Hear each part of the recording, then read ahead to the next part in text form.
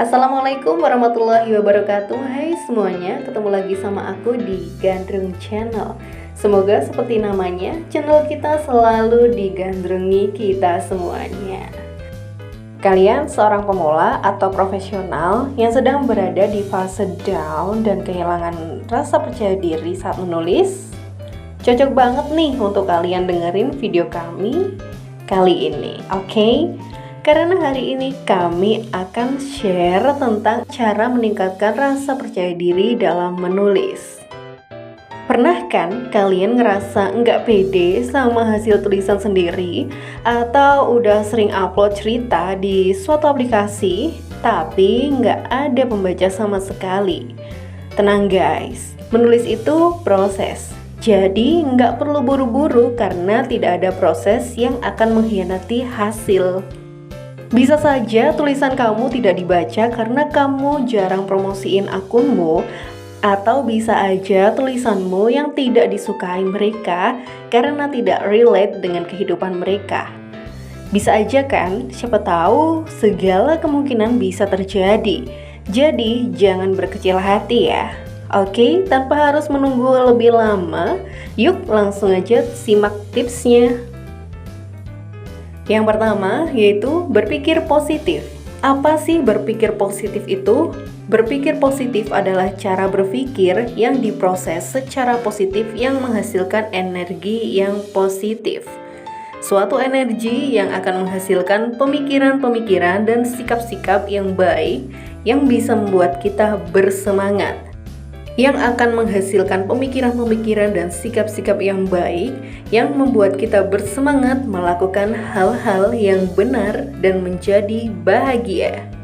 Dapat disimpulkan bahwa berpikir positif adalah aktivitas berpikir yang dilakukan dengan tujuan untuk membangun dan membangkitkan aspek positif pada diri, baik itu yang berupa potensi, semangat, tekad, maupun keyakinan diri kita, sehingga memunculkan perasaan, perilaku, dan hal yang baik.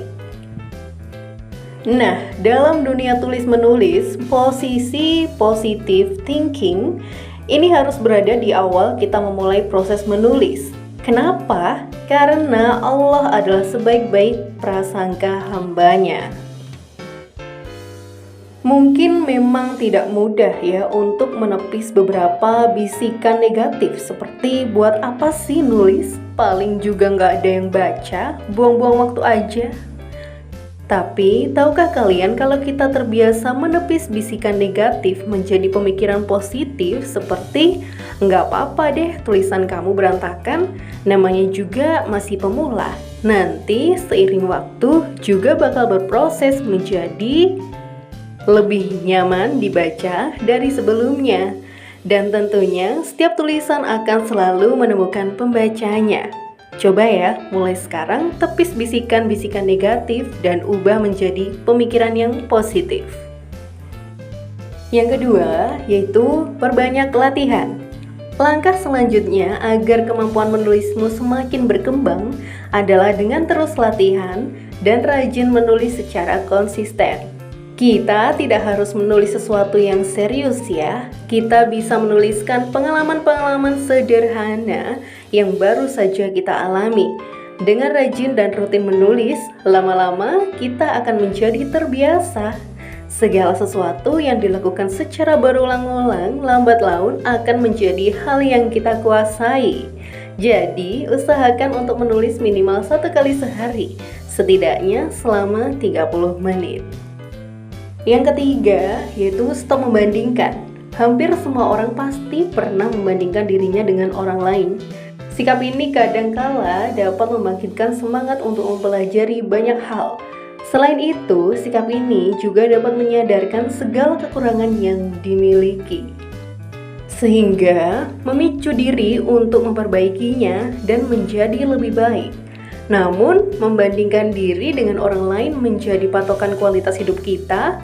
Kebiasaan ini dapat memicu perasaan iri yang dapat menurunkan rasa percaya diri, menghambat potensi diri, membuat murung. Anggaplah setiap orang memiliki keunikan dan keistimewaan sendiri. Hal ini yang kemudian membuat dunia berwarna, karena keunikan satu orang dan orang lain berbeda-beda ya.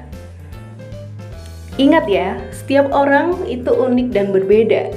Jadi, stop untuk membandingkan dan jadilah dirimu sendiri. Yang keempat, yaitu melakukan hal yang disukai.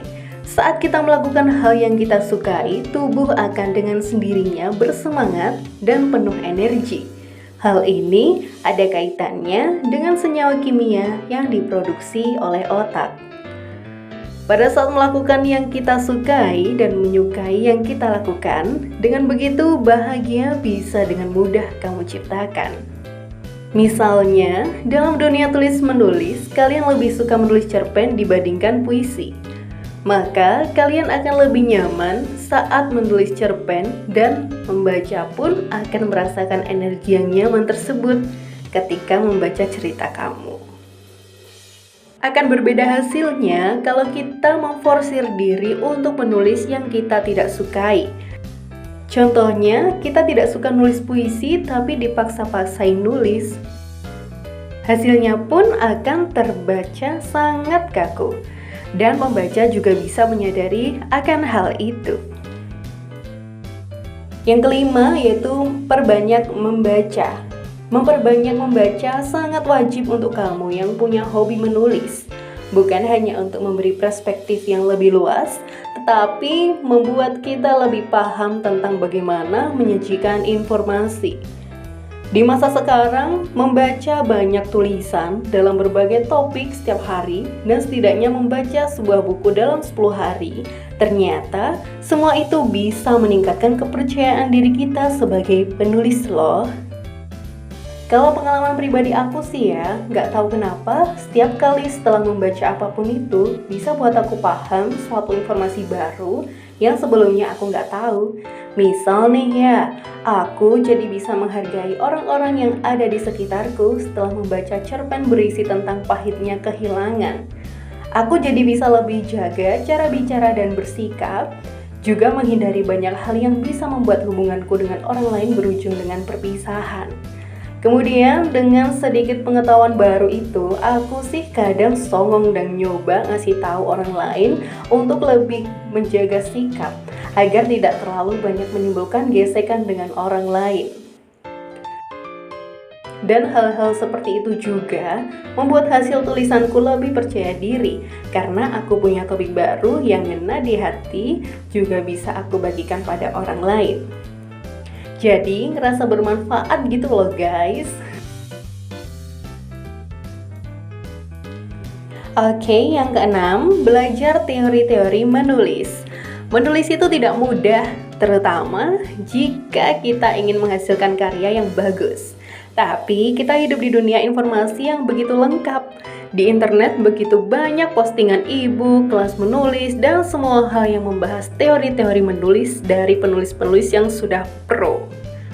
Bukan hanya skill kita yang terlihat lebih baik, mempelajari teori menulis juga dapat menumbuhkan kepercayaan diri. Karena kita melakukannya sebagaimana penulis-penulis terkenal lainnya. Pelajari dengan sungguh-sungguh ya. Praktikan setiap hari. Lakukan improvisasi dan tidak akan ada lagi yang membuat kita minder dan meragukan kemampuan diri sendiri.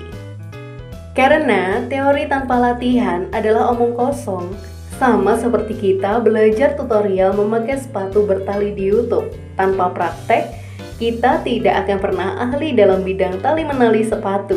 Padahal tali temali sepatu tersebut adalah hal yang menurutku receh banget gitu loh. Tapi memang nggak semua orang mahir melakukannya.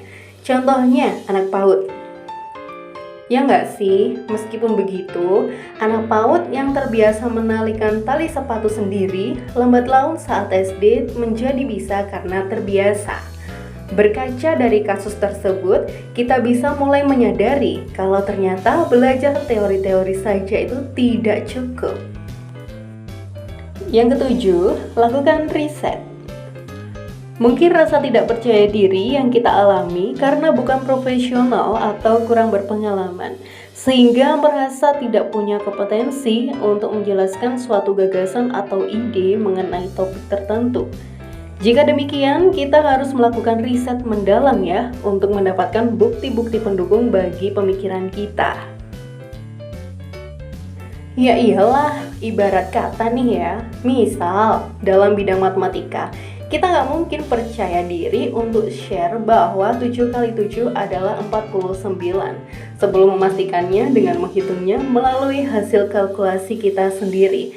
Tentunya kita was-was dong share informasi yang belum tentu kebenarannya.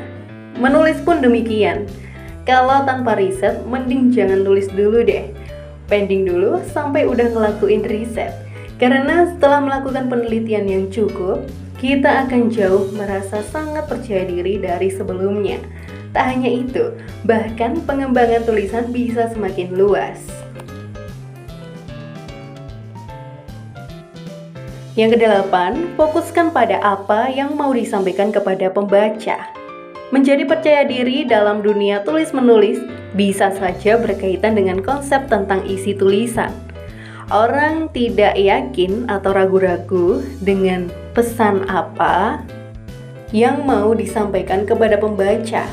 Sebetulnya setiap penulis punya fokus atau tujuan tertentu dalam setiap tema tulisannya. Alangkah baiknya sebelum menulis, kamu perlu tahu tujuan dari menulis itu apa. Kita mau berbagi informasi atau hanya sekedar ingin berbagi kisah hidup? Jangan sampai pembaca merasa ambigu ya, karena bisa menjadi bumerang bagi kita di kemudian hari. Kalau memang tujuannya untuk berbagi informasi, maka perlu melakukan riset sebelumnya. Kalau tujuannya untuk sekedar mengeluh demi meringankan beban hidup, ya tulis saja seadanya, asal tidak menggiring opini publik ke arah yang negatif. Oke, seperti itu dulu ya pembahasan kita hari ini. Semoga sedikit tips-tips dari kami bisa bermanfaat dan membantu tumbuh kembang kalian dalam dunia tulis-menulis. Jangan lupa untuk follow, like, comment, dan share ya. Thank you. Wassalamualaikum warahmatullahi wabarakatuh.